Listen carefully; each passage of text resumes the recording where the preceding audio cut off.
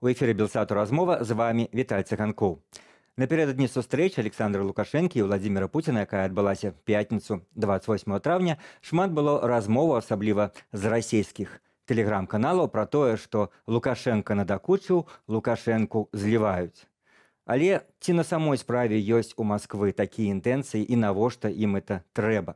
Пра гэта ды іншае пагаворым сёння з нашым госцем. Гэта беларускі палітолог Павел Вусаў. Добры дзень. Добрый день. Павел, сапраўды, калі ўж гаварыць стратэгічна, колькі існуе рэжым Александра Лукашэнкі, столькі існуюць размову, што вось-вось Масква яго скавырне, Масква перастане яго падтрымліваць, і кожны раз гэтыя размовы абвастраюцца напярэдадні чарговай сустрэчы Лукашэнкі і Пуціна, і кожны раз рэальнасць паказвае, што гэтага не адбываецца. Чаму, па-вашаму, увогуле такія размовы ўзнікаюць, як вы ставіцеся да такой перспектывы, што Масква нарэшце вось кіне падтрымліваць Лукашэнку?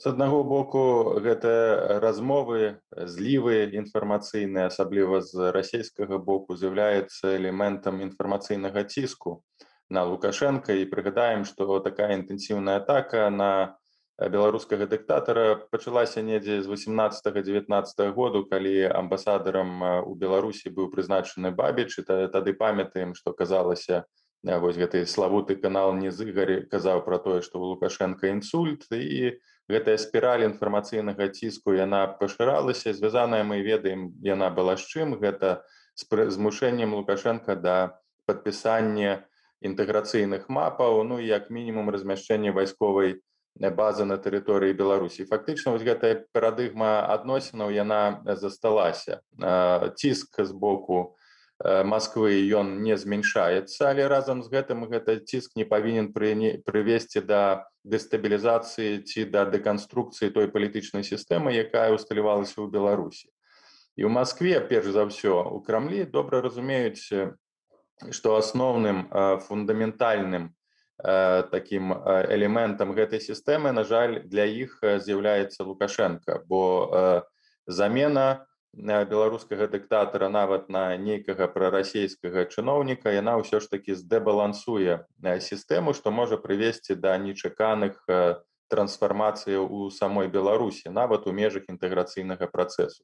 Таму з аднаго боку мы маем жаданні вось гэтай інфармацыйнай аточкі Крамля, нейкага палітычнага ціску і матывацыі, а з іншага боку мы маем больш-менш рацыянальны падыход Масквы да таго, што адбываецца ў Беларусі. Абсалютна тое, што адбываецца ў краіне, тэрор, ізаляцыя Беларусі пад ціскам санкцыяў, гэта адпавядае інтарэсам Масквы. Гэта дае, развязвае рукі да большага змушэння да саступак, і яны ўжо ёсць, мы гэта бачым, нават калі няма нейкіх заяваў, тым не менш пазней з'яўляецца інфармацыя пра тое, што падпісаны нейкія дамоўленасці, будуюцца нейкія вайсковыя цэнтры, узнаўляюцца пастаўкі зброі, расійскія экіпажы з беларускімі разам будуць кантраляваць і ахоўваць паветраную прастору саюзнай дзяржавы. То бок мы бачым, што з аднаго боку няма такіх адразу ж глобальных саступак, як падпісанне 30 мапаў, для Лукашенка гэта таксама невыгадна, але ёсць такія пакрокавыя саступкі ў бок стратэгічных інтарэсаў Масквы. І калі вяртацца да падзеяў жніўня-верасня, калі ёсць ужо нават нейкі пэўны кансэнсус у разуменні таго, што калі б не маральная, матэрыяльная і, перш за ўсё, палітычная падтрымка Масквы, то Лукашенка, магчыма, не прытрымаўся б і некалькіх месяцаў пасля жнівеньскіх падзеяў, але Масква аказала гэтую падтрымку, гэта быў пераломны момант, і потым ужо першая сочынская сустрэча, нібыта дамовіліся пра нейкі транзіт улады, але зараз выглядае, што Масква неяк не так актыўна нагадвае пра гэты так званы транзіт, то бок яна забыла пра свой гэты ціск наконт транзіта, ці гэта сапраўды ўсё гэта было на самой справе ілюзія, Масква проста хацела, каб сітуацыя прыйшла ў Беларусі ў пэўную раўнавагу, а транзіт это проста была такая нагода. Вот як вы лічыце?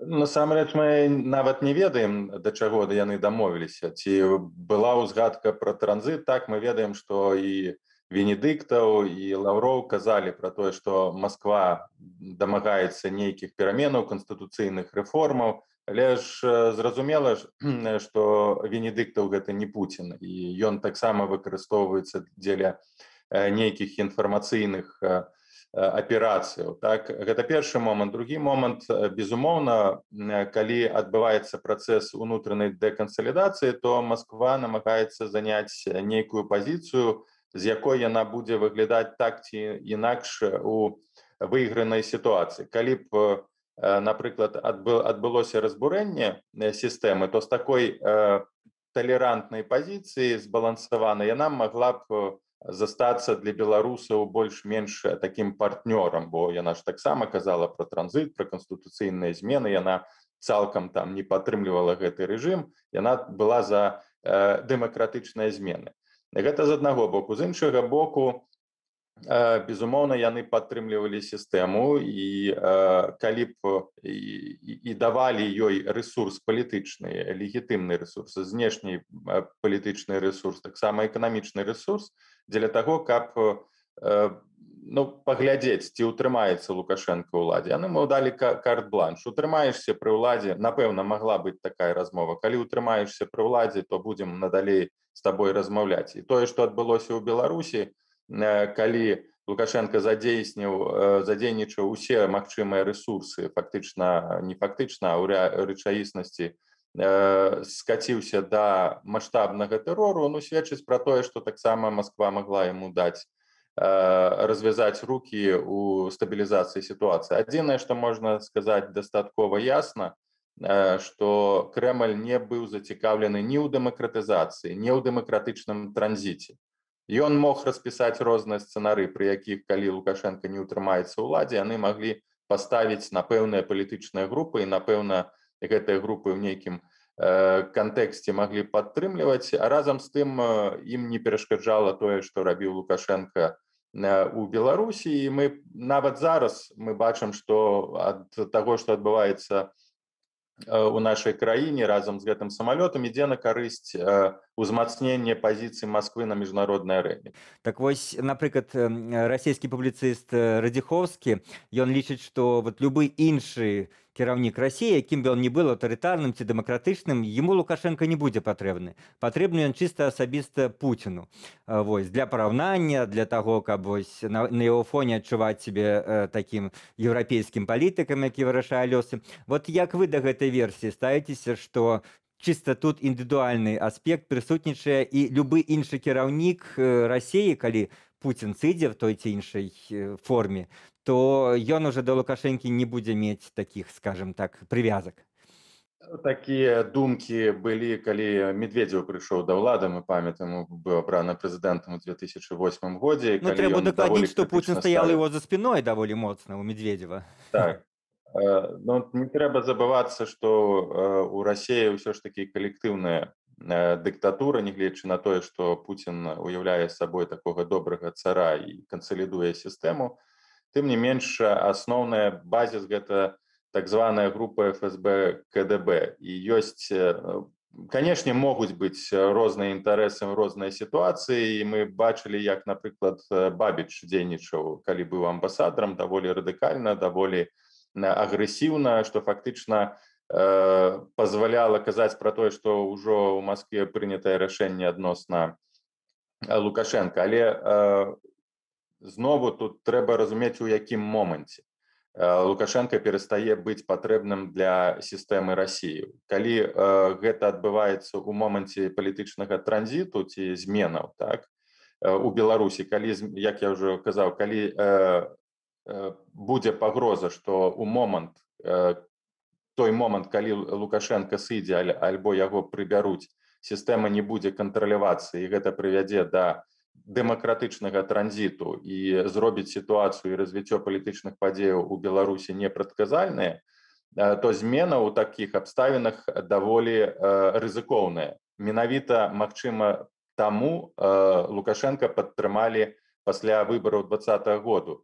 Не таму, што ён ім падабаўся, а таму, што ўзнікла два важных моманта. Гэта падабенства да падзеяў ва ўкраіне, то бок Майдан, і больш таго, узмацнення і пашырэнне нацыянальна-дэмакратычнага фактару ў Беларусі, калі рушэнне адраджэнне нацыянальнае сталася фактычна новай рэчаіснасцю для Беларусі. У гэтых умовах ніякі дыктатар, ні Путін, ні Медведзеў ці там Патрушеў не вырашаць не рашацца пайсці на тое, каб змяніць Лукашенка, бо гэта Лукашенко становіцца фактарам стабілізацыі і фактарам знішчэння нацыянальна-дэмакратычнага рушання. То бок яны могуць дазволіць, каб улада Беларусі змянілася, але толькі не шляхам народнай рэвалюцыі, не шляхам народных пратэстаў.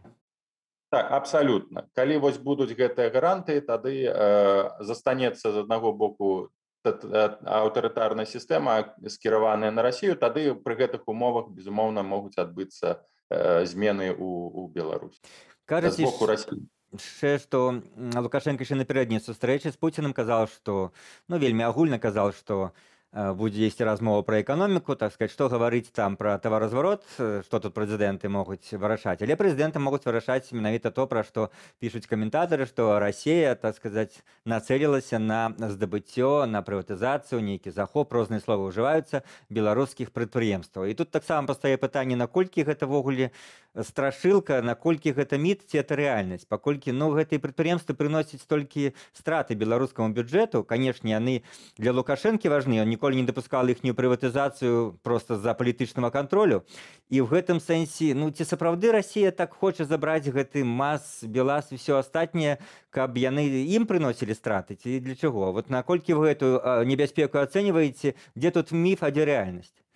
Я думаю, што рэальнасць у тым, што рашэнні эканамічнага плану прыймаюцца з пункту гледжання палітычнага прагматызму. Калі гэтае прадпрыемства і ўвогуле падпарадкаванне частковае ці сегментарнае беларускай гаспадаркі расійскім уплывам адпавядае расійскім інтарэсам і можа стаць інструментам палітычнага ціску ці геапалітычнага ціску, то такое можа быць. Абсалютна тут не варта разважаць пра эканамічную мэтазгоднасць. Усё, што робіць Расія ў дачыненні да Беларусі, матывавана выключна палітычнымі інтарэсамі. І мы ведаем, што і Газпром, і Роснефть гэта выключна інструменты геапалітычнай і палітычнай гульні Расіі на міжнароднай арэне. І калі патрэбна 1 мільярд кінуць, каб скупіць гэтыя прадпрыемствы, якія даюць псіхалагічную ці палітычную стабільнасць і ўпэўненасць Лукашенка, то яны гэта зробяць.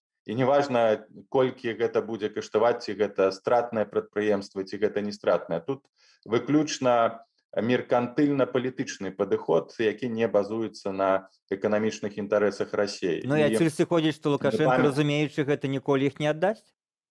Тут уже мы не можам казаць, ён разумее гэта, а казаць, што ніколі не аддасць, мы уже не можам, бо сітуацыя настолькі складаная для яго. Баланса такога, якой быў да 2020 году геапалітычнага, ўжо не будзе, ён не ўзновіцца. Калі толькі там Расія не скінець недзе там атамную бомбу, і калі там Расія знову не стане ворагам номера 1 і злом абсалютна універсальным, тады ўжо знову можа у некаторых там аспектах паўтарыцца сітуацыя з 2014 году.